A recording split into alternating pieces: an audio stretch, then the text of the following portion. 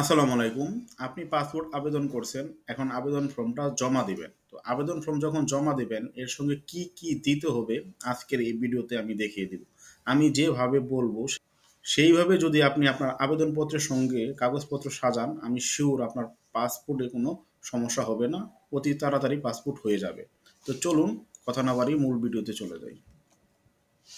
পাসপোর্টের আবেদনপত্রের সঙ্গে আপনার যে ডকুমেন্টস দিতে হবে, ১ নম্বরেই আবেদনকারী কর্তৃক অনলাইনে আবেদনকৃত ফর্ম প্রিন্ট কপি, মানে আপনার আবেদন কপি ১। ২, পাসপোর্ট ফি জমা প্রদানের চালান রসিদ অফলাইন পেমেন্টের ক্ষেত্রে। ৩, অনলাইন জন্ম নিবন্ধন সনদ। এটা কিন্তু ইংরেজি ভার্সন হতে হবে, মূল কপি এবং ফটোকপি। ৪, জাতীয় পরিচয় পত্রের মূল ও ফটোকপি ২০ বছরের ঊর্ধ্বের নাগরিকের জন্য। ৫, বর্তমান ঠিকানা প্রমাণের সপক্ষে job ID, student ID, gas বিলের কপি, বিদ্যুৎ বিলের কপি, টেলিফোন বিলের কপি, পানি বিলের কপি, যেটি প্রযোজ্য সেটির মূল কপি প্রদর্শন করতে হবে। আই মিন মূল কপি নিতে হবে, যে কোনো একটা। ৬, দত্তক অভিভাবক তথ্য গ্রহণের ক্ষেত্রে সুরক্ষা বিভাগ, স্বরাষ্ট্র মন্ত্রণালয় হতে জারিকৃত আদেশের কপি লাগবে। ৭, টেকনিক্যাল পেশা প্রমাণের সপক্ষে, যেমন ডাক্তার, ইঞ্জিনিয়ার, ড্রাইভার, টেকনিক্যাল সনদের কপি। ৮, রি ইস্যু আবেদনের ক্ষেত্রে মূল পাসপোর্ট এর ফটোকপি লাগবে এবং মূল পাসপোর্টও লাগবে। ৯, ধূসর ব্যাকগ্রাউন্ডের 3R সাইজের ফটো ৬ বছরের নিচে শিশুদের ক্ষেত্রে।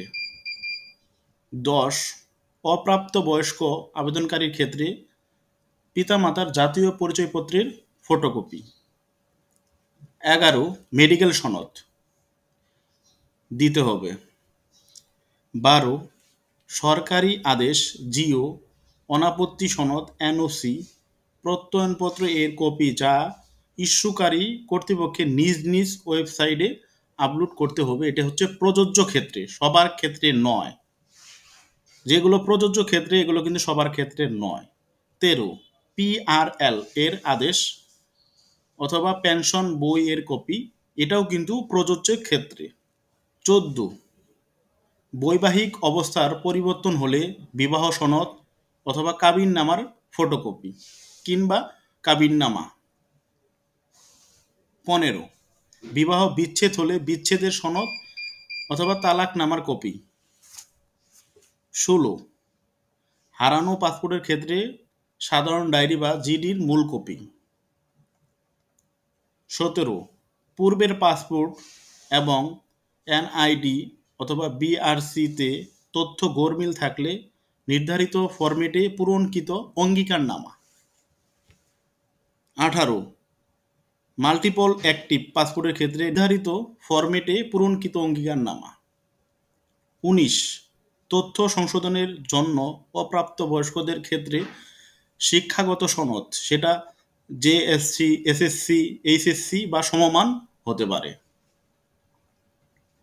২০, সরকারি চাকরিজীবীদের তথ্য সংশোধনের ক্ষেত্রে এনআইডি, শিক্ষাগত সনদ ও সার্ভিস রেকর্ড অনুযায়ী অফিসের প্রত্যয়নপত্র এবং সার্ভিস রেকর্ডের কপি। ২১, দ্বৈত নাগরিকত্বের ক্ষেত্রে স্বরাষ্ট্র মন্ত্রণালয়ের ডুয়েল সিটিজেনশিপ সনদ প্রযোজ্য ক্ষেত্রে। ২২, অপ্রাপ্তবয়স্কদের ক্ষেত্রে পিতামাতার অনুমতিপত্র এবং পিতামাতার উভয় বা যে কোনো একজনের উপস্থিতি থাকা। আপনারা যারা পাসপোর্ট আবেদন করবেন, আবেদনপত্রের সঙ্গে প্রযোজ্য ক্ষেত্রে বাদে যে ডকুমেন্টসগুলো লাগবে সেগুলো আমি দেখিয়ে দিলাম। এই ডকুমেন্টস সহ অবশ্যই আপনি পাসপোর্ট অফিসে আবেদনপত্রটা জমা দেবেন। এই সকল ডকুমেন্টস নিয়ে যদি আপনি জমা দেন তাহলে 100% আপনার পাসপোর্টটা ইস্যু হবে। তো আজকের মতো এই পর্যন্তই। ভিডিও ভালো লাগলে সামাজিক কাজে লেগে পড়বেন, আমাদের চ্যানেলকে সাবস্ক্রাইব করবেন, পেজটাকে ফলো করবেন। আল্লাহ হাফেজ।